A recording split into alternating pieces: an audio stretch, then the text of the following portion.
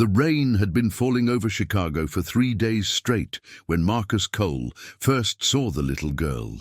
She was standing outside the Veterans Affairs office on West Taylor Street, her thin frame pressed against the brick wall as if trying to disappear into it. Her eyes, large and brown, held a wariness that Marcus recognized immediately.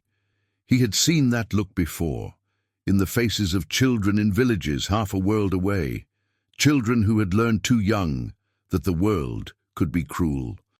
Marcus was 42 years old, and his body carried the map of 20 years in the United States Navy. The scar that ran along his left forearm was from a knife fight in Fallujah. The slight limp in his right leg was courtesy of a Taliban ambush in the Korangal Valley. But it was the invisible scars that weighed heaviest, the ones that woke him at 3 in the morning, drenched in sweat, reaching for a weapon that was no longer there. He had retired from the SEALs 18 months ago, and Chicago had become his home, or what passed for home these days. He worked part-time at a boxing gym on the South Side, teaching kids from rough neighborhoods how to channel their anger into something productive. It wasn't much, but it gave him purpose, and purpose was what kept the darkness at bay. The girl couldn't have been more than 8 years old. Her clothes were clean but worn, a jacket 2 sizes too big hanging off her shoulders. She was holding a backpack against her chest like a shield, and Marcus noticed the way she flinched when a man walked too close to her. He almost walked past her. It wasn't his business. The world was full of children with sad eyes, and he couldn't save them all. But something made him stop, some instinct honed by years of reading situations and sensing danger. The girl was afraid, deeply afraid, and the source of that fear was nearby. A man emerged from the VA office, tall and broad-shouldered, with the bearing of someone who expected the world to move out of his way. He was wearing an expensive overcoat, and his shoes were polished to a mirror shine. Everything about him screamed money and power, but Marcus saw something else, a barely contained violence in the way he moved, a coldness in his eyes that made Marcus's instincts scream. "Emma," the man said, his voice sharp, "I told you to wait in the car." The girl, Emma, seemed to shrink into herself. "I'm sorry, Daddy, I got scared." "Scared of what? There's nothing to be scared of." The man grabbed her arm, and Marcus saw the girl wince. "Come on, we're late." Marcus watched them walk away, the man's hand clamped on the girl's thin arm, and he felt something shift inside him. He knew that grip. He knew what it meant, but he also knew that he couldn't just intervene based on a feeling. The world didn't work that way. He told himself to let it go. He told himself it wasn't his problem, but that night, lying in his small apartment, staring at the water stains on the ceiling, he couldn't shake the image of those eyes. The next morning, Marcus made a phone call to an old friend, Lieutenant Detective Sarah Chen of the Chicago Police Department. They had served together briefly in Afghanistan, back when Sarah was Army CID investigating a corruption case that had touched his unit. She was one of the few people from his past life that he still trusted. "Marcus Cole," Sarah said when she answered. "I was starting to think you'd fallen off the edge of the earth. Just keeping a low profile. How are the kids?" "Growing too fast. Michael's starting middle school next year, can you believe that? Time flies." Marcus paused, gathering his thoughts. "Listen, Sarah, I need to ask you something. Off the record." There was a brief silence on the other end. "I'm listening." "There's a man I saw yesterday outside the VA office, well-dressed, expensive coat, looked like money. He had a daughter with him, maybe 8 years old. The way he handled her, Sarah, it set off every alarm I have." "What do you mean, the way he handled her?" "Grabbed her arm too hard. The girl was terrified of him. I've seen that look before." Sarah sighed. "Marcus, I know your instincts are usually right, but I can't investigate someone based on a bad feeling. Do you have a name? Anything concrete?" "No, but I can describe him. Maybe you can check if there are any open cases, any flags." "Send me what you have. I'll look into it quietly, but I'm not making any promises. Marcus spent the next few hours writing up everything he remembered, every detail about the man and the girl. He sent it to Sarah and tried to put it out of his mind. But the image of Emma's face stayed with him, haunting him through his workout at the gym and his evening run along the lakefront. 3 days later, Sarah called him back. "You were right to be worried," she said, her voice tight. "The man you saw is Richard Harlow. He's a senior partner at Harlow and Associates, one of the biggest law firms in the city. Old money, political connections, the whole package. And the girl, his daughter, Emma Harlow. She's 8 years old. Her mother, Catherine, died 3 years ago in a car accident. At least that's the official story. You don't sound convinced." There were some irregularities in the investigation. The case was closed quickly, maybe too quickly, but that's not what got my attention. Sarah paused. "I did some digging, off the books. There have been 3 calls to CPS about Emma in the past 2 years. All of them were closed without action." Marcus felt his jaw tighten. Someone's covering for him. It gets worse. 6 months ago, Emma's grandmother, Catherine's mother, filed for custody. She claimed Richard was abusing Emma. The case is ongoing, but from what I can tell, it's not going well for her. Harlow has serious legal firepower, and he's been systematically destroying her credibility. The hearing is in 2 weeks. What's her name?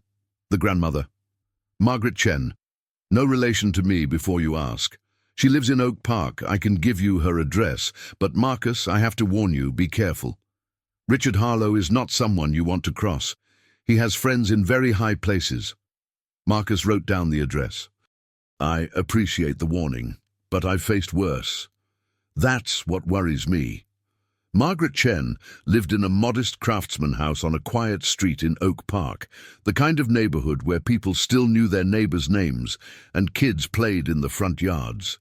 When Marcus knocked on her door, the woman who answered was in her late 60s, with silver hair and the kind of dignified beauty that time had softened but not erased. Her eyes, Marcus noticed, were the same shade of brown as Emma's. "Can I help you?" she asked, her voice wary but polite. "Mrs. Chen, my name is Marcus Cole.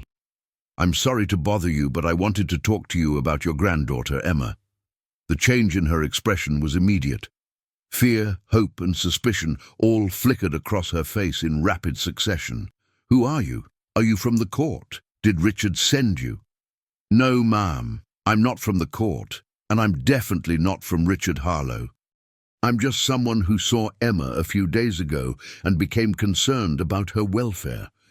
Margaret studied him for a long moment, and Marcus stood still under her scrutiny, letting her see whatever she needed to see.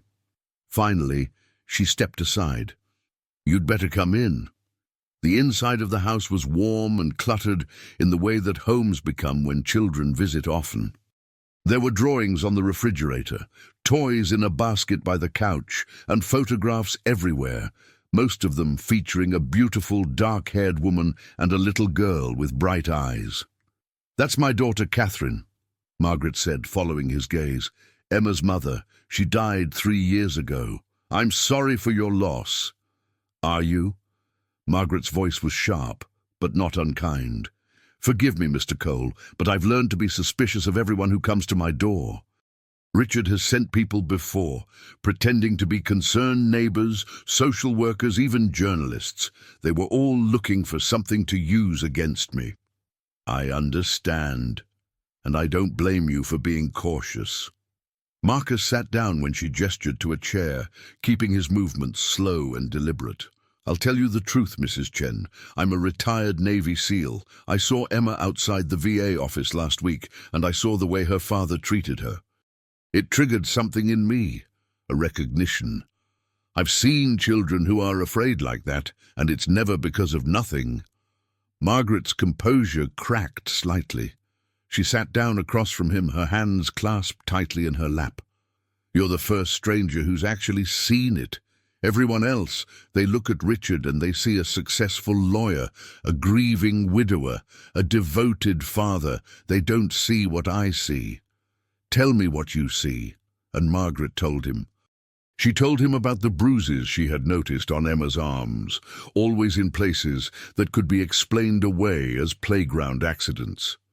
She told him about the way Emma had changed after Catherine's death, becoming withdrawn, anxious, jumping at sudden noises. She told him about the time Emma had called her in the middle of the night, crying, begging to come stay with her, and how Richard had taken away her phone privileges the next day.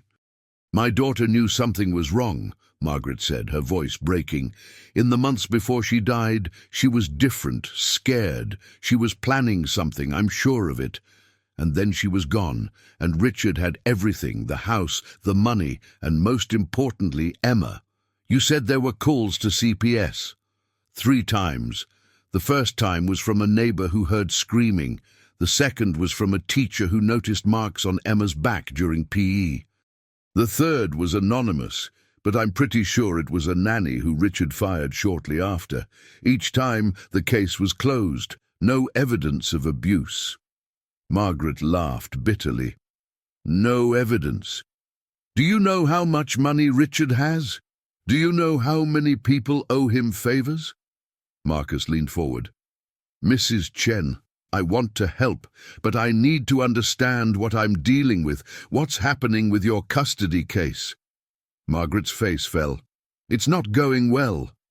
Richard's lawyers have painted me as an unstable old woman, trying to steal his child. They've brought up my depression, my arthritis medication, even the fact that I was briefly hospitalized for exhaustion after my daughter died. They're making me look like I'm unfit to care for Emma.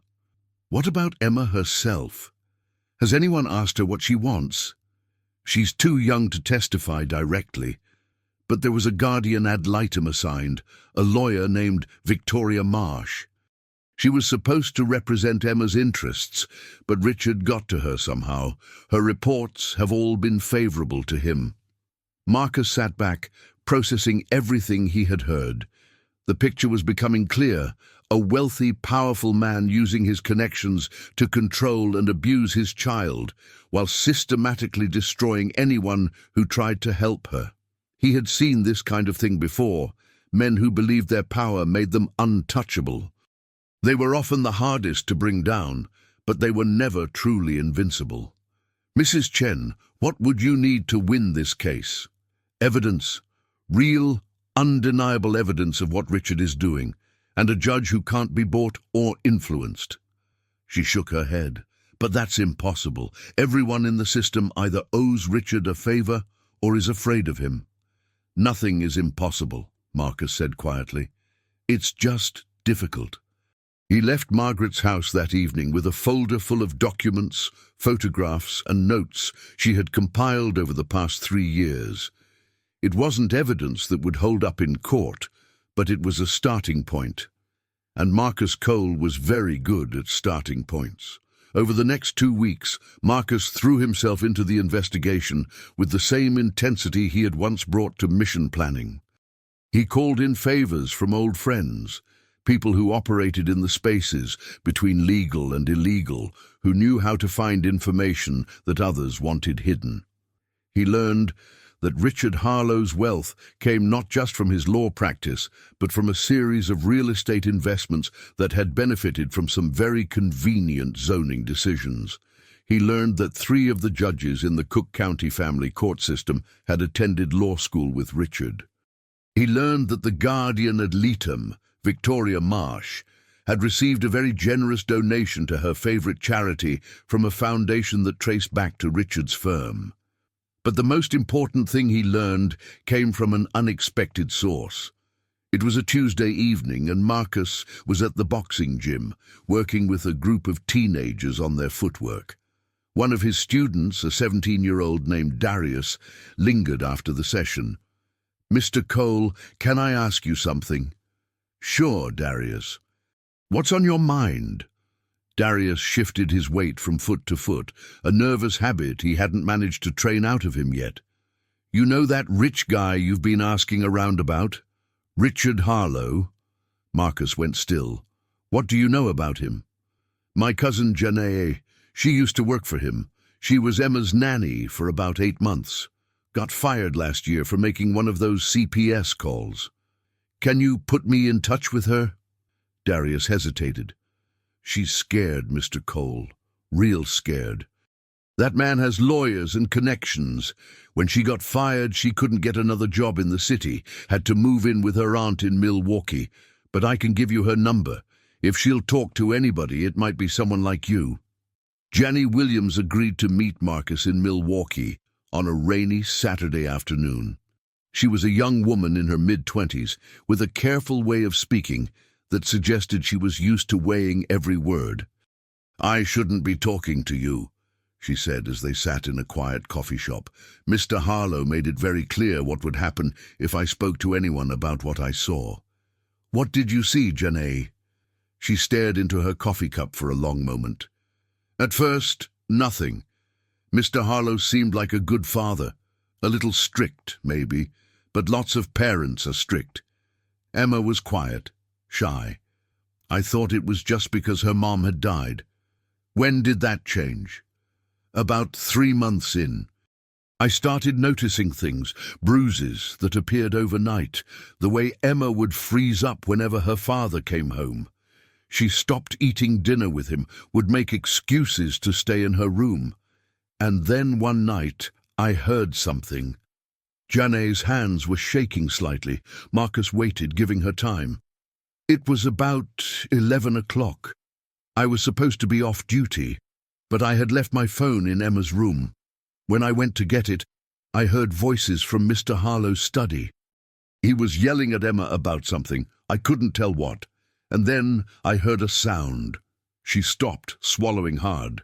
A slap, and Emma crying. I didn't know what to do. I just stood there in the hallway, frozen. What happened next? Mr. Harlow came out of the study. He saw me. He didn't say anything, just looked at me with this cold expression. The next morning I was fired.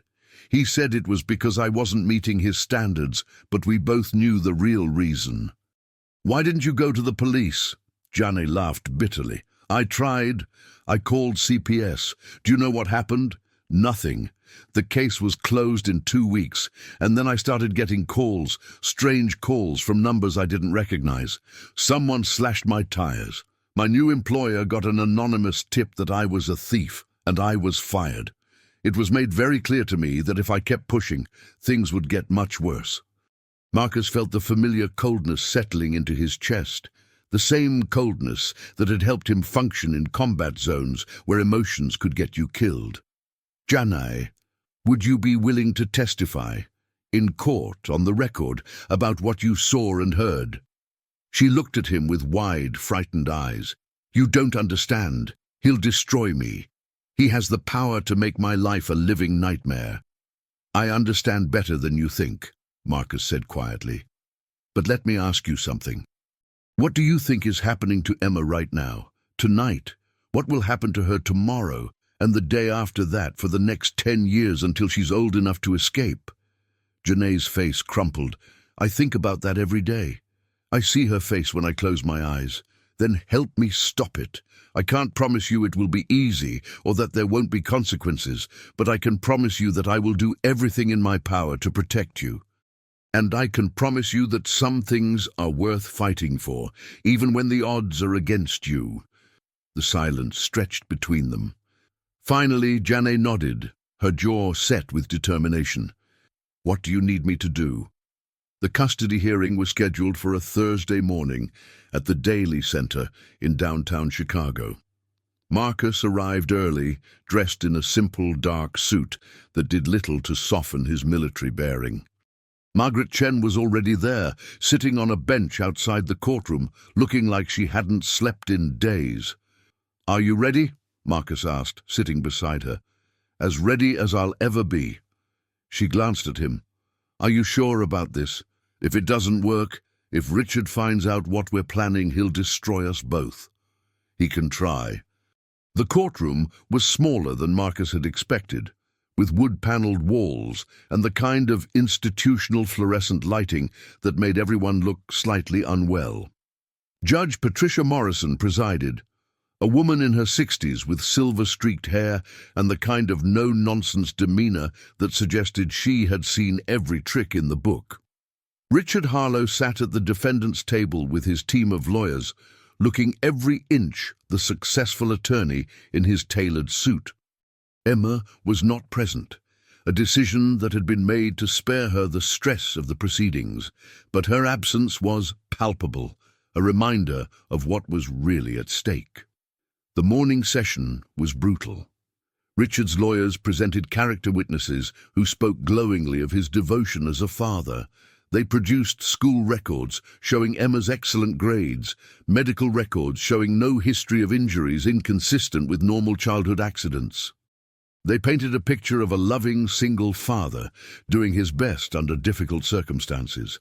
Margaret's lawyer, a public defender named Thomas Reed, who had taken the case pro bono, did his best to counter these narratives, but it was clear he was outmatched. His cross-examinations were competent but not devastating, his objections often overruled. By the lunch recess, Margaret was in tears.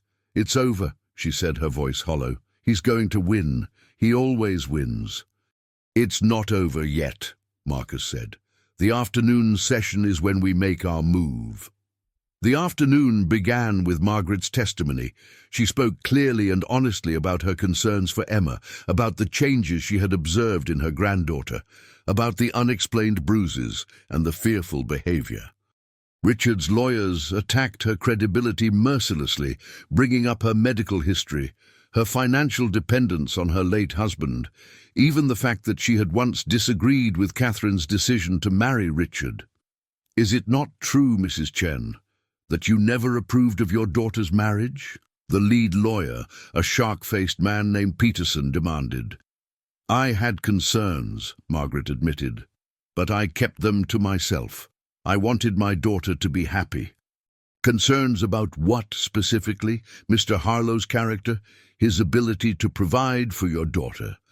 "I felt that he was controlling, that Catherine had less freedom after she married him." "Less freedom?" "Mrs. Chen, Catherine Harlow was a successful event planner with her own business. How was she lacking in freedom?" The questions continued, each one designed to make Margaret look like an interfering mother-in-law with a grudge. By the time she stepped down from the witness stand, her dignity was in tatters. Then Thomas Reed called his surprise witness. "Your Honor, I would like to call Janae Williams to the stand." A murmur went through the courtroom. Richard Harlow's composure flickered for the first time, a brief tightening around his eyes that only someone watching closely would have noticed. Janae walked to the witness stand with her head held high, though Marcus could see her hands trembling slightly. She had arrived in Chicago the night before and was staying at a safe location that Marcus had arranged. She had spent hours preparing her testimony, going over every detail until it was seared into her memory. "Miss Williams, please state your relationship to the Harlow family," Thomas Reed began. "I was employed as Emma Harlow's nanny from March of 2 years ago until November of that year." "And why did your employment end?" "I was fired by Mr. Harlow." "Did he give a reason for your termination?" "He said I wasn't meeting his standards. But I believe the real reason was that I witnessed something I wasn't supposed to see." Peterson was on his feet immediately. "Objection, Your Honor. Speculation." "I'll allow the witness to explain," Judge Morrison said. "Miss Williams, please tell us what you witnessed." And Janae told her story. She described the night she had heard Richard hitting Emma. She described the bruises she had seen, the fearful behavior, the careful way Emma had learned to move around her father. She described the threats that had followed her termination, the systematic destruction of her career and reputation. "I was afraid to come forward," she said, her voice steady despite her fear. "I knew what Mr. Harlow was capable of, but I couldn't live with myself anymore. Every night I think about Emma, alone in that house with him. If my testimony can help her, then it's worth whatever happens to me." Peterson's cross-examination was vicious, but Janae held her ground. She had dates, details, specific incidents that corroborated her account. More importantly, she had something that money couldn't buy, the simple ring of truth. When she stepped down from the stand, the atmosphere in the courtroom had shifted. Judge Morrison's expression was thoughtful, and even Peterson seemed slightly less confident. But the real surprise came when Thomas Reed called his second unexpected witness. "Your Honor, I would like to call Victoria Marsh to the stand." This time, the murmur was louder. Victoria Marsh was the guardian ad litem, the lawyer appointed to represent Emma's interests. Her reports had consistently supported Richard's position. What could she possibly have to say that would help Margaret's case? Victoria took the stand with a nervous energy that was very different from her usual polished demeanor. She was a woman in her mid-40s, well-dressed and professional, but there was something haunted in her eyes. "Ms. Marsh," Thomas Reed began, "you were appointed as guardian ad litem for Emma Harlow approximately 18 months ago. Is that correct?" "Yes. And in that capacity, you filed several reports with this court regarding Emma's welfare and the suitability of both Mr. Harlow and Mrs. Chen as guardians." "Yes. Those reports were uniformly positive regarding Mr. Harlow's care of Emma. Is that accurate?" Victoria hesitated. "Yes." "Ms. Marsh, I have to ask you directly. Were those reports an accurate reflection of your professional assessment of Emma's situation?" The silence in the courtroom was absolute. Victoria's face had gone pale, and she seemed to be struggling with some internal battle. Marcus watched her closely, remembering the conversation he'd had with her 2 days earlier. He had found her outside her office leaving for lunch. She had been resistant at first, dismissive, citing professional ethics and confidentiality. But Marcus had seen the guilt in her eyes, the weight she was carrying. "I know about the donation," he had said quietly. "I know about the pressure you've been under. And I know that somewhere, underneath all the justifications, you know what's really happening to that little girl."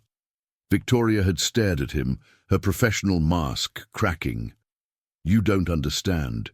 You don't know what he's capable of." "I know exactly what he's capable of. That's why we have to stop him. You became a lawyer to protect children, didn't you? This is your chance to actually do that." Now, sitting on the witness stand, Victoria seemed to reach a decision. She took a deep breath. "No," she said clearly. "My reports were not an accurate reflection of my professional assessment." The courtroom erupted. Peterson was shouting objections, Richard Harlow was on his feet, and Judge Morrison was banging her gavel for order. "Quiet!" the judge commanded. "Everyone will sit down and be silent, or I will clear this courtroom." She turned to Victoria. "Ms. Marsh, do you understand the implications of what you just said?" "Yes, Your Honor. I'm prepared to explain." And she did. Victoria described how Richard Harlow had initially approached her through mutual friends, how the casual conversations had gradually turned to subtle pressure, how a donation to her favorite charity had been followed by implicit threats to her career if she didn't cooperate. "I convinced myself I was doing the right thing," she said, her voice breaking. "I told myself that Emma seemed fine, that Mrs. Chen was just a bitter grandmother causing trouble. But I knew something was wrong. I saw the way Emma behaved around her father, the way she would shut down and become this perfect, robotic little girl. I chose to ignore it because it was easier than fighting someone like Richard Harlow." "And what changed your mind?" Thomas Reed asked. Victoria looked directly at Richard, who was staring at her with undisguised fury. "Someone reminded me why I became a lawyer in the first place. Someone who had seen what I had been ignoring and wasn't willing to look away." The afternoon session ended with Judge Morrison calling for a recess. She would need time, she said, to review this new testimony and consider its implications. The hearing would resume the following Monday. Marcus walked out of the courtroom with Margaret, who was clutching his arm as if it were the only thing keeping her upright. "Is it over?" she asked.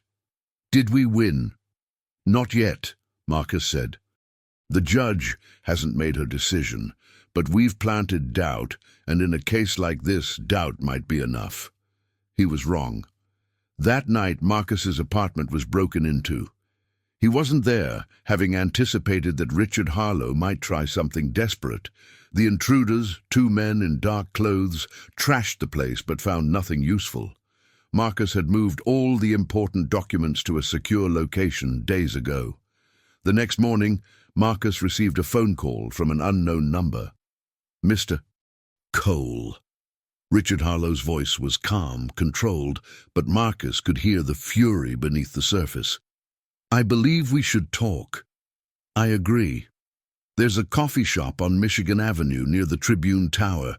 Be there in 1 hour. Richard Harlow was already seated when Marcus arrived, looking as immaculate as ever despite the circumstances. 2 large men stood nearby, obviously bodyguards, watching Marcus with hostile eyes. Please sit, Richard said, gesturing to the chair across from him. Can I get you something? Coffee? Tea? I'm fine. Richard smiled, a cold expression that didn't reach his eyes. I'll get right to the point, Mr. Cole. You've caused me a great deal of trouble. I have to admit, I underestimated you. I thought you were just another bleeding heart with a savior complex. I was wrong. Is that supposed to be a compliment? It's an observation. You're smarter and more resourceful than I expected. You found witnesses I thought I had silenced. You turned my own guardian ad litem against me. That takes skill. Marcus said nothing, waiting. But here's the thing, Mr. Cole. I've built my entire career on understanding power, how to get it, how to use it, how to keep it, and you, for all your cleverness, don't have any. You're a retired soldier living on a pension, working at a gym in the ghetto. I have millions of dollars, political connections, and an army of lawyers. This is not a fight you can win. I've won fights that looked impossible before. In war, perhaps. But this isn't war. This is the legal system. And the legal system belongs to people like me. Richard leaned forward. So here's my offer. Walk away. Forget about Emma. Forget about Margaret Chen. Forget you ever saw my daughter. In return, I won't destroy you. I won't have you arrested for harassment and stalking. I won't make sure you never work again in this city. And what happens to Emma? Richard's smile widened. Emma is my daughter. She belongs to me. Whatever happens in that house is my business, not yours. Marcus felt the cold anger rising in his chest, the same anger that had carried him through firefights and ambushes, but he kept his voice steady. Let me tell you something about myself, Mr. Harlow. In 20 years as a Navy SEAL, I saw things that would give you nightmares for the rest of your life. I saw villages burned, families destroyed, children orphaned, and do you know what I learned? I learned that evil only wins when good people decide it's too hard to fight. How noble and how naive. Maybe. But I've also learned something else. Men like you always think you're untouchable. You think your money and your connections make you invincible. But they don't. They just make you complacent, and that's when you make mistakes. Richard's smile faded slightly. Is that a threat? It's a promise. I'm not going to stop. Not until Emma is safe. You can threaten me. You can have me arrested. You can burn down everything I have. It won't matter, because I've been through worse and I'm still here. The 2 men stared at each other across the table. Finally, Richard stood up. Then I suppose we have nothing more to discuss. I'll see you in court, Mr. Cole. And when I win, and I will win, I want you to remember this conversation. I want you to remember that I gave you a chance to walk away. He left, his bodyguards following close behind. Marcus sat alone at the table, thinking about what came next. The weekend passed in a blur of preparation. Marcus coordinated with Thomas Reed, reviewing testimony and evidence, anticipating the strategies Richard's lawyers might use. He checked in on Janae, who was still at the safe house, nervous but determined. He visited Margaret, who was alternating between hope and despair. But he also made preparations of a different kind. He reached out to journalists he knew, people who covered stories of corruption and abuse of power. He contacted advocacy groups that specialized in child welfare cases. He laid the groundwork for a campaign that would continue regardless of what happened in court. Because Marcus understood something that Richard Harlow did not.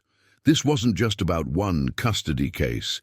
It was about exposing a system that allowed men like Richard to operate with impunity. It was about making sure that even if the legal system failed Emma, the court of public opinion would not. Monday morning dawned cold and grey, with a bitter wind whipping off Lake Michigan. Marcus arrived at the Daily Center early, his mind focused on the day ahead. The courtroom was more crowded than before, with reporters and spectators filling the gallery. Word had spread about the dramatic testimony from the previous session, and everyone wanted to see what would happen next. Judge Morrison called the court to order with her usual brisk efficiency. Before we proceed, I want to address the testimony we heard on Thursday. Ms. Marsh's admission of bias in her Guardian ad litem reports is extremely serious. I've spoken with the relevant authorities, and there will be a separate investigation into this matter. However, for the purposes of this hearing, I'm setting aside all of Ms. Marsh's previous reports. We will consider only the testimony and evidence presented in this courtroom. Richard Harlow's lawyer, Peterson, looked like he had swallowed something sour. Without Victoria's reports, much of their case rested on character witnesses and circumstantial evidence. The morning session consisted of closing arguments. Peterson spoke eloquently about parental rights and the danger of removing a child from a loving home based on unsubstantiated accusations. Thomas Reed countered with the testimony of Janae Williams and Victoria Marsh, arguing that Emma was in danger and that her grandmother was the only person willing and able to protect her. During the lunch recess, Marcus noticed something. A young woman was sitting in the back of the gallery, watching the proceedings with intense focus. She was in her late 20s, professionally dressed, with sharp, intelligent eyes. She seemed to be taking notes. Marcus approached her during the break. "Excuse me, I couldn't help noticing you seem very interested in this case." The woman looked up at him, assessing. "I'm a reporter, Elizabeth Torres, Chicago Tribune. I've been following the Harlow case for a while now." "Following it how?" "Off the record." Marcus nodded. "Richard Harlow has been on our radar for years. There have been rumors about his business practices, his political connections, and yes, his personal life. But we've never been able to get anyone to talk on the record. He's too powerful, and people are too scared." "That might be changing." Elizabeth studied him. "You're the one who got Janae Williams to testify, and Victoria Marsh. I helped them find their courage. They did the rest. I'd like to talk to you. After the hearing, whatever happens today, there's a bigger story here and I want to tell it." Marcus gave her his number. "Call me." The afternoon session began with Judge Morrison calling the court to order. The tension in the room was palpable. Everyone knew that her decision would come soon. But before she could speak, the doors of the courtroom burst open. A man stumbled in, disheveled and wild-eyed. He was in his 50s, with the look of someone who had once been prosperous but had fallen on hard times. His suit was wrinkled, his tie askew, and he was clutching a folder of papers. "Stop!" he shouted. "Stop the hearing! I have evidence!" The courtroom erupted in chaos. The bailiff moved to intercept the man, but he was already walking toward the judge's bench, waving his papers. "My name is David Mercer. I was Richard Harlow's personal accountant for 15 years. I have documents, financial records, proof of everything he's done." Judge Morrison banged her gavel. "Order, bailiff, control this man." But Marcus was already on his feet. He had heard the name David Mercer before in his research. He had been listed as a former employee of Harlow and Associates who had left the firm under mysterious circumstances 5 years ago. "Your Honor," Marcus said, his voice cutting through the noise, "this man may have information crucial to this case. I request that you allow him to speak." Peterson was livid. "This is outrageous. This man is disrupting court proceedings. He should be arrested." But Judge Morrison's eyes were fixed on David Mercer, on the folder of papers he was clutching like a lifeline. "Everyone be quiet," she commanded. "Mr. Mercer, you have 60 seconds to tell me why I shouldn't have you removed from this courtroom." David Mercer took a shaky breath. "Because I have proof that Richard Harlow killed his wife. Catherine Harlow didn't die in an accident. He murdered her, and he covered it up. And Emma saw the whole thing." The silence that followed was absolute. Then Richard Harlow was on his feet, his face twisted with rage. "This is insane. This man is clearly unstable. He was fired from my firm for embezzlement. Nothing he says can be trusted." "I wasn't fired for embezzlement," David shouted back. "I was fired because I found out what you did. You threatened my family to keep me quiet." "But I kept copies, Richard. I kept copies of everything." Judge Morrison held up her hand. "Mr. Harlow, sit down. Mr. Mercer, approach the bench. Bailiff, stand by." What followed was a brief, intense conference at the bench. Judge Morrison examined the papers David had brought, her expression growing increasingly grave. Finally, she looked up. "This hearing is suspended indefinitely. These documents will be turned over to the Chicago Police Department for immediate investigation. Mr. Harlow, you are ordered not to leave the city pending the outcome of that investigation.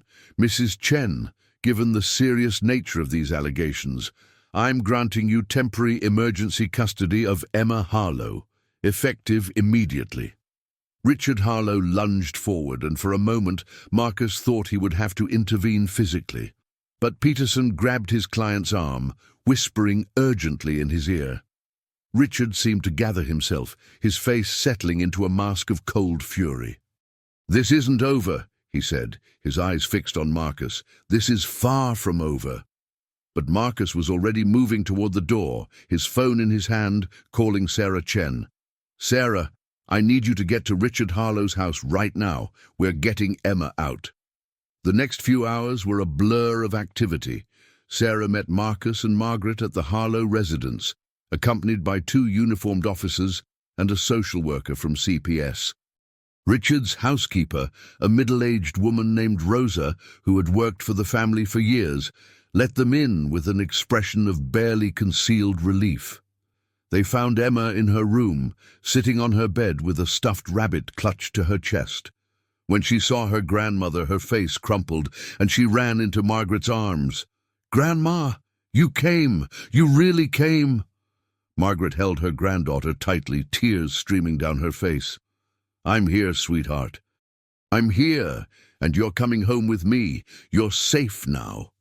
Marcus watched from the doorway, feeling a tightness in his chest that had nothing to do with physical exertion. This was why he had fought. This was what mattered. Later that evening, after Emma was settled at Margaret's house and the immediate crisis had passed, Marcus sat on Margaret's porch, watching the last light fade from the sky. Margaret came out and sat beside him, pressing a cup of coffee into his hands. "I don't know how to thank you," she said quietly. "What you've done for us, for Emma, I can never repay it." "You don't need to repay anything. Emma is safe. That's all that matters." "But it's not over, is it? Richard will fight this. He'll fight with everything he has." Marcus nodded. "Probably. But he's not fighting from a position of strength anymore. The police are investigating him for murder. The Tribune is running a story tomorrow about his business practices and his abuse of power. Whatever happens next, he can't hide what he is anymore." Margaret was silent for a moment. "David Mercer, the accountant who came to court today. How did you find him?" "I didn't. He found me." Marcus took a sip of his coffee. "He's been in hiding for 5 years, ever since Richard threatened his family.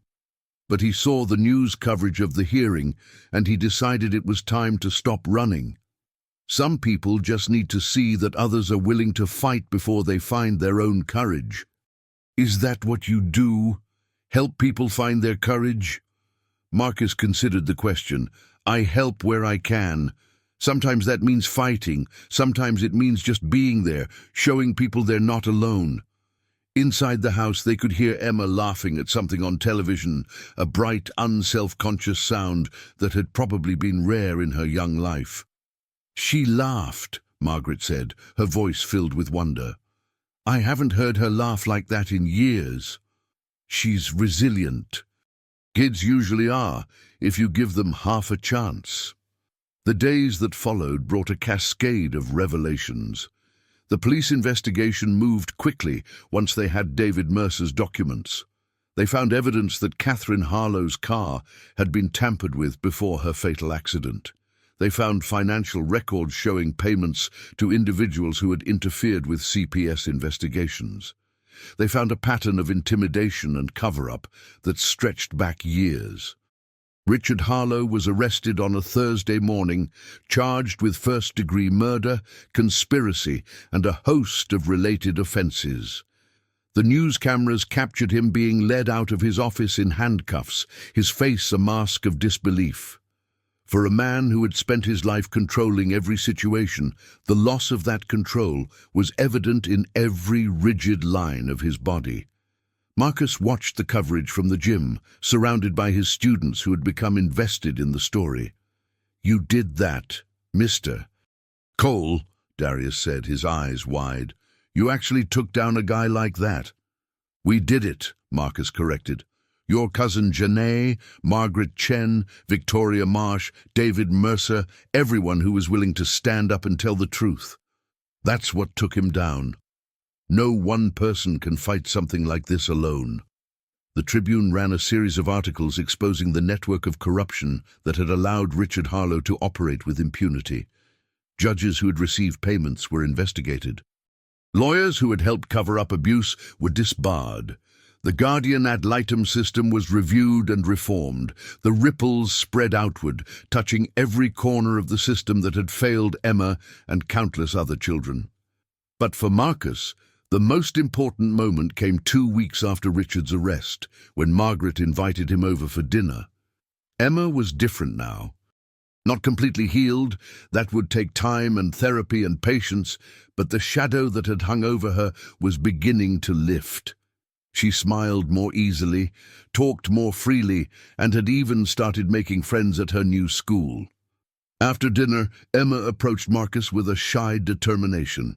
Mr. Cole, can I ask you something? Of course. My grandma said you were a soldier, that you saved people in wars far away. Something like that. Emma looked at him with those large brown eyes, so like her grandmother's. Why did you help me? You didn't know me. You could have just walked away. Marcus knelt down so he was at her level. You know what? A long time ago, when I was not much older than you, someone helped me when I really needed it. They didn't know me either, but they helped anyway, because that's what good people do. They see someone who needs help, and they help. So you did it because someone helped you. I did it because it was the right thing to do, and because sometimes the person who can help is the person who has to help. Does that make sense? Emma nodded slowly. I think so. She hesitated, then threw her arms around his neck. Thank you, Mr. Cole. Thank you for saving me. Marcus hugged her back, feeling the fragile strength in her small body. You're welcome, Emma. Now go on. I think your grandma has ice cream for dessert. She ran off, and Marcus straightened up to find Margaret watching him with tears in her eyes. You know, she said, when you first showed up at my door, I thought you were just another person who would make promises and then disappear. There have been so many of those over the years. I tried to keep my promises. You do more than that. She took his hand. You're a good man, Marcus Cole. I hope you know that. The trial took place 6 months later. Richard Harlow's defense team tried every tactic they could think of, challenging evidence, attacking witnesses, claiming conspiracy and bias, but the evidence was too strong, the testimony too compelling. Emma did not have to testify directly. A child psychologist presented her account to the jury, describing in gentle terms what Emma had witnessed on the night her mother died, how she had been forced to keep the secret, how she had lived in fear for 3 years. The jury listened in silence, and Marcus saw some of them wipe tears from their eyes. The verdict came on a Friday afternoon, guilty on all counts. Marcus was not in the courtroom when the verdict was read. He was at the gym, working with a new group of kids who had just joined the program, but he got the news from Sarah Chen, who called him the moment it was announced. "He's going away for a long time," Sarah said. "Life without parole. It's over, Marcus. It's finally over." "No," Marcus said quietly. "It's not over. For Emma, for Margaret, the work of healing is just beginning. But at least now they can do that work without being afraid." He hung up the phone and turned back to his students, who were waiting for him to show them the next combination. "All right, listen up. Let me show you something. This combination is called the 3-2-3. You start with a jab, follow with a cross, then finish with a hook, like this." He demonstrated, his movements fluid and precise despite his age and his old injuries. The kids watched, fascinated, then began to practice themselves. Life went on. That was the thing about victories, both large and small. They didn't end the story. They just opened the door to the next chapter. Margaret Chen formally adopted Emma a year after Richard's conviction. The ceremony was small and private, held at the Oak Park house that had become Emma's home. Marcus was invited, along with a handful of others who had played roles in the journey: Sarah Chen, Thomas Reed, Elizabeth Torres, even Janae Williams, who had returned to Chicago and started a new career as a child advocacy specialist. Emma, now 10 years old, was unrecognizable as the frightened girl Marcus had first seen outside the VA office. She was thriving in school, had made close friends, and had discovered a passion for art that her grandmother enthusiastically encouraged. The walls of Margaret's house were covered with Emma's drawings, bright, colorful images of flowers and animals and fantastical landscapes. After the ceremony, Marcus found himself standing in the backyard, looking at the garden Margaret had planted in Catherine's memory. "It's beautiful," he said when Margaret joined him. "Catherine would have loved it. She always wanted a garden. Richard wouldn't allow it, said it was too messy." Margaret's voice was soft, tinged with old grief and new peace. "But she's here now, in these flowers, and in Emma. Every day I see more of Catherine in her. Emma's going to be okay." "Yes, I believe she is." Margaret turned to face him. "What about you, Marcus? What comes next for you?" It was a question he had been asking himself for months. The Harlow case had changed something in him, had reminded him that there was still work to be done, still battles to fight. "I've been thinking about that," he said. "There are other kids out there like Emma, other families being destroyed by people with too much power and not enough accountability. The system that failed Emma is still failing others. You want to do something about that?" "I think I have to. I've been talking to Elizabeth Torres about starting a foundation, something that can provide resources to families fighting abusers, that can investigate cases that fall through the cracks, that can put pressure on the systems that enable this kind of thing." He paused. "She's offered to write about it, bring public attention to the cause." Margaret smiled. "You're going to build an army, a small one, just enough to make a difference." She took his hand. "You already have. You made a difference to me, to Emma, to everyone you've helped along the way. Whatever you do next, I know it will matter." Marcus squeezed her hand, then turned back to the garden, where the flowers were blooming in the late afternoon sun. Somewhere inside the house, he could hear Emma laughing, a sound that still felt like a small miracle. He thought about the night he had first seen her, standing in the rain outside the VA office, her eyes filled with a fear that no child should ever know. He thought about everything that had happened since, the obstacles overcome, the lives changed, the darkness pushed back by people willing to stand and fight.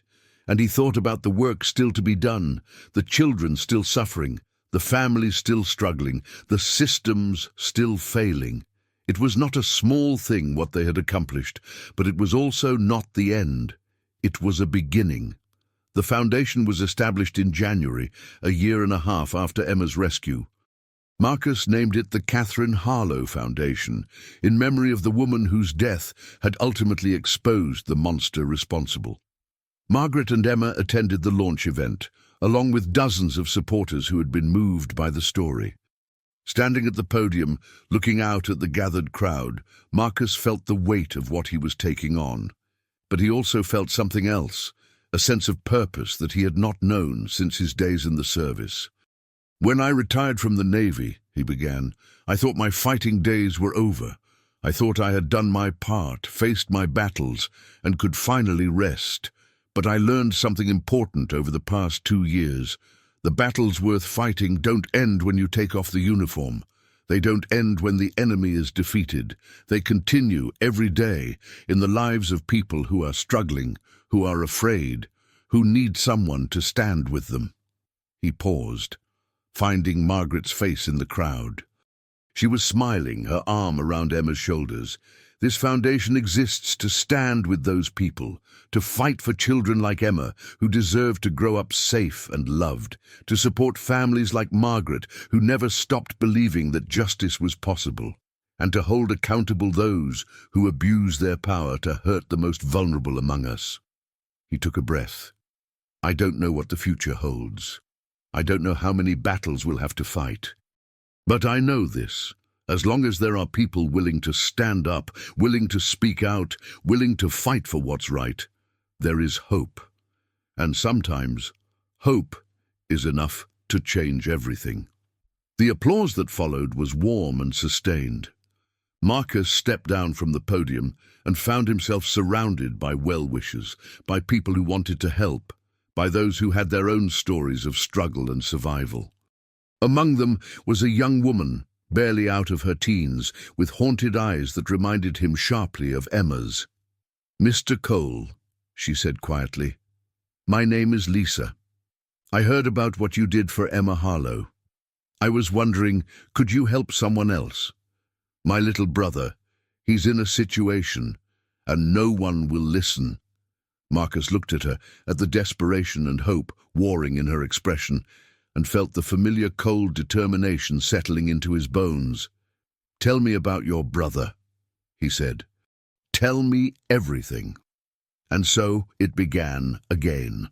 The foundation's first case was a custody dispute in the suburbs, where a father with connections was using the court system to terrorize his ex-wife and daughters.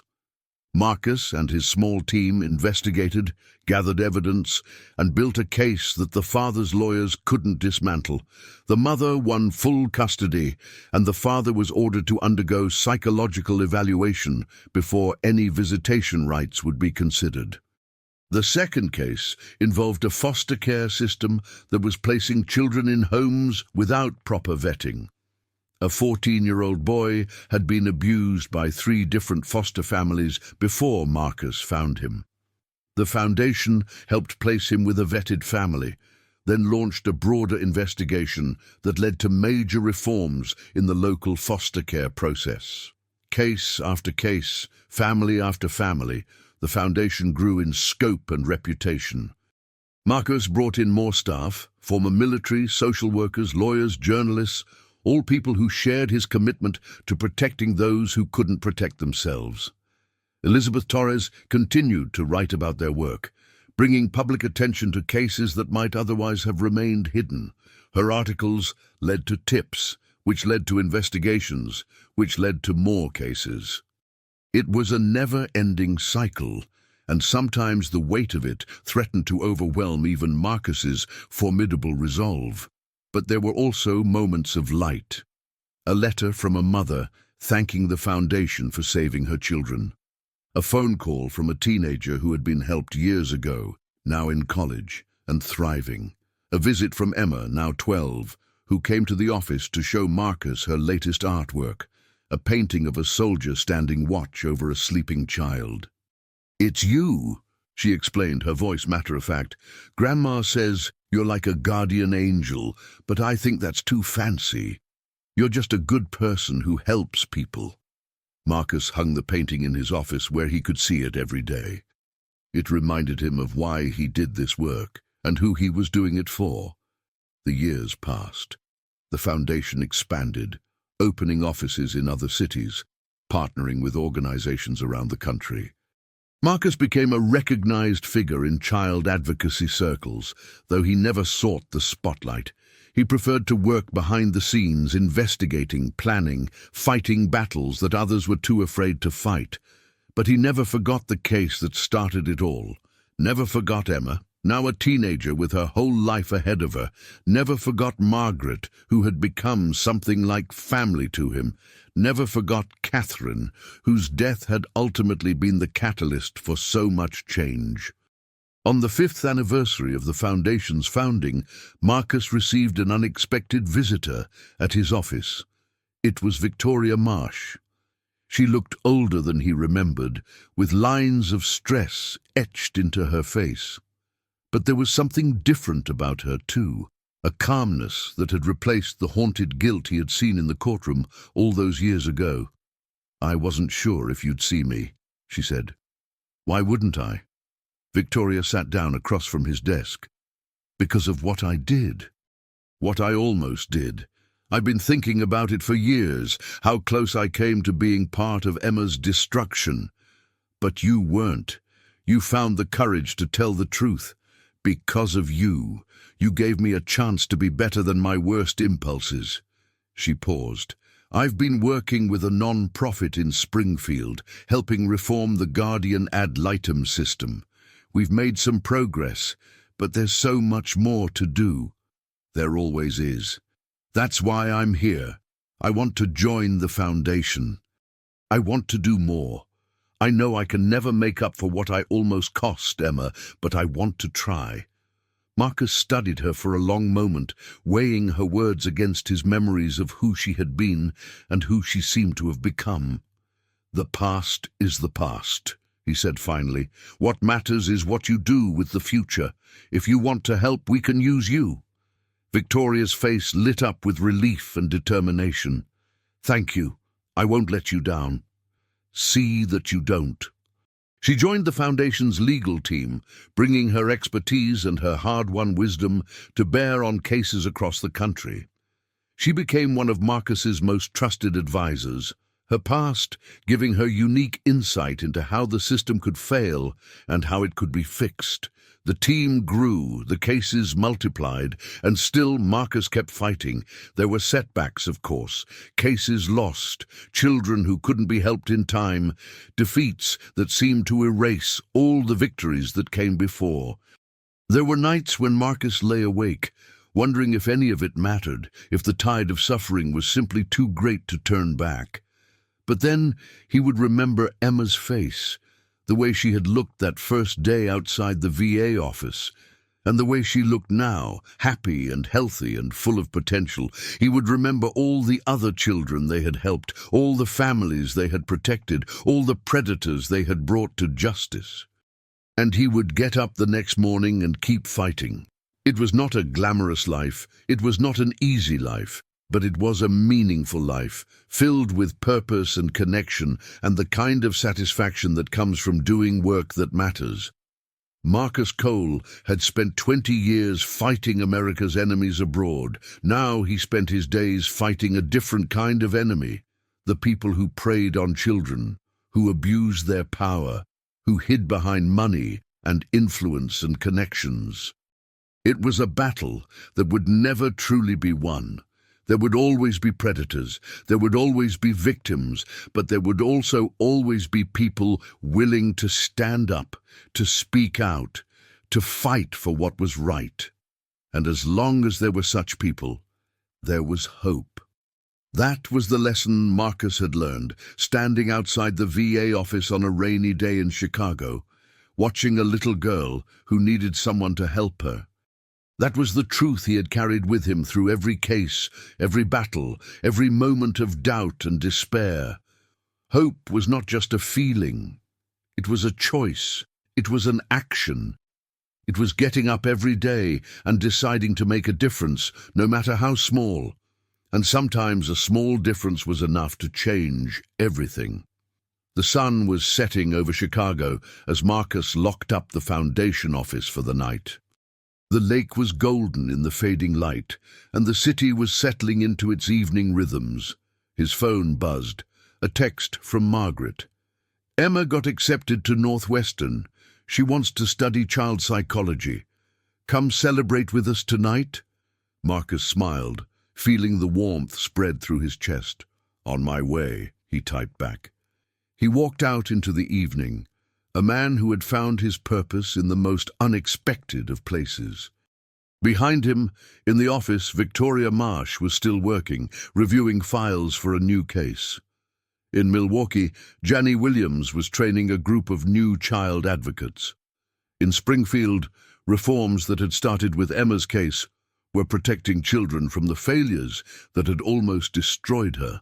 And in Oak Park, in a house filled with love and laughter and hope, Emma Harlow was preparing for a future that had once seemed impossible. It was not a perfect world. It never would be. But it was a better world because people had been willing to fight for it, and that was enough. Marcus thought about his journey, from the rainy streets of Chicago to this moment. He thought about all the people who had helped along the way. Sarah Chen, with her quiet support, Elizabeth Torres with her unflinching journalism, Thomas Reed with his dogged legal work, Margaret with her unwavering love for her granddaughter. He thought about David Mercer, who had spent 5 years in hiding before finding the courage to come forward, and Victoria Marsh, who had chosen redemption over complicity. Most of all, he thought about Emma, the little girl who had started it all, just by being in the wrong place at the wrong time, looking frightened and alone. He had not planned to become a child advocate. He had not planned to start a foundation. He had simply seen a child who needed help, and he had decided to help her. That was the thing about life. You couldn't always plan where it would take you. You could only respond to what was in front of you, make choices based on your values, and trust that those choices would add up to something meaningful. Marcus had made his choices, and here, in this moment, walking through the golden evening toward a celebration of a young woman's bright future, he felt the rightness of those choices in his bones. Not everyone would have stopped that day outside the VA office. Not everyone would have looked at a frightened little girl and decided that her safety was worth risking everything for. But Marcus had stopped, Marcus had looked, and Marcus had decided. That was the difference, he realized. Not strength, not training, not experience. Just the simple, powerful decision to care about someone else's pain and to do something about it. Anyone could make that decision. Everyone had the capacity to be a force for good in the world, to stand up for the vulnerable, to speak out against injustice. It didn't require special skills. It just required courage, persistence, and the belief that what you did mattered. Marcus had learned that lesson late in life, but he had learned it well. And now, walking through the streets of Chicago as the stars began to appear overhead, he carried that lesson with him like a light in the darkness. There would be more battles to fight, there always were, but there would also be more victories, more children saved, more families protected, more predators brought to justice, and through it all, there would be hope. Because hope was not just a feeling. It was a fire that could be passed from person to person, growing brighter with each transfer. Marcus had received that fire from someone else, long ago, and he had spent his life passing it on. That was his legacy. Not the foundation, not the cases won, not even Emma's success. His legacy was the simple truth that one person could make a difference. And that truth, Marcus knew, would outlast them all. He arrived at Margaret's house just as the porch lights came on, warm and welcoming in the gathering dusk. The door opened before he could knock, and Emma burst out, her face alight with joy. "Marcus, you came!" Wouldn't miss it for the world. She hugged him fiercely, this young woman who had once been so afraid. "Thank you," she whispered, "for everything. You did the hard work, Emma. All I did was give you a chance. That's everything." Inside, Margaret had prepared a feast. Sarah Chen was there, and Elizabeth Torres, and even Darius, Marcus's former student who had connected him to Jane all those years ago. It was a gathering of the people who had made this journey possible, a celebration of what they had accomplished together. Toasts were made, stories were shared, laughter filled the house, and at the center of it all was Emma, radiant and hopeful, proof that even the darkest situations could be transformed by courage, compassion, and the refusal to look away. Marcus watched her, feeling a contentment that had eluded him for most of his life. This was why he fought. This was what made it all worthwhile, not the victories in court, not the predators brought to justice, not even the foundation and all its good works. This, a young woman, free and safe, preparing to build a life dedicated to helping others, a legacy of hope passed from generation to generation. The night wore on, and eventually the guests began to leave. Marcus was one of the last, lingering on the porch with Margaret as the stars wheeled overhead. "Thank you," Margaret said again. "I know I've said it 1,000 times, but I'll never stop meaning it, and I'll never stop being grateful that you let me help." They stood in companionable silence for a moment. "What's next for you?" Margaret asked. Marcus thought about the files on his desk, the cases waiting to be investigated, the children who needed champions. "Same as always," he said. "Keep fighting, keep hoping, keep making a difference." "Until when?" He smiled. "Until I can't anymore. And even then, I'll find a way." Margaret laughed, the sound warm and real. "I believe you will." Marcus said his goodbyes and walked out into the night. The air was cold, but he barely felt it. His mind was already turning to tomorrow, to the work that waited. There was always more work, but for tonight he allowed himself a moment of peace, a moment to appreciate how far they had come, and to believe in how far they could still go. The stars shone overhead, ancient and indifferent. But Marcus didn't need them to care. He had found his own light, his own purpose, his own way of mattering in a world that often seemed too dark to bear. He had found it in the eyes of a frightened little girl, standing in the rain, and he would carry it with him, always. The next morning, Marcus was at his desk by 7, reviewing the files Victoria had prepared. A new case had come in overnight, a family in the western suburbs whose situation bore troubling similarities to Emma's. He read through the details, feeling the familiar combination of anger and determination that always accompanied these cases. A mother trying to escape an abusive husband, children caught in the middle, a system that seemed designed to protect the powerful at the expense of the vulnerable. The pattern was depressingly familiar, but so was Marcus's response. He picked up the phone and started making calls. There was work to be done, and Marcus Cole was just getting started. The morning sun streamed through the office windows as he worked, illuminating the photograph on his desk. It showed a group of people standing in front of the Foundation's headquarters on its opening day, Margaret and Emma in the center, surrounded by everyone who had helped make it possible. In the photograph, everyone was smiling, even Marcus, whose smiles were rare and hard-won. It was a reminder of what they were fighting for. A reminder that victory was possible, even against the longest odds. A reminder that hope was not just a word, it was a promise. And Marcus Cole always kept his promises.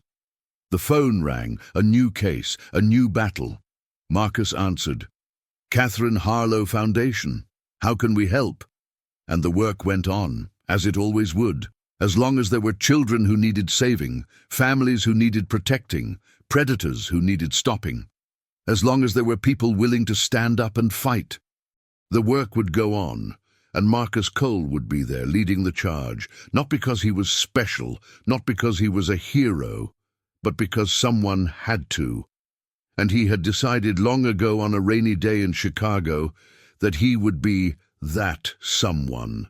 It was not an easy path, it was not a glamorous path, but it was his path, and he would walk it until the end, for Emma, for Margaret, for Catherine, whose death had ultimately made all this possible, for every child who needed a champion. Marcus Cole would be there, fighting, hoping, making a difference, one case at a time, one life at a time, one day at a time, until the darkness was driven back and the light could shine through. That was his mission, his purpose, his life, and he would never stop. The end of one story was always the beginning of another, and Marcus Cole's story was far from over.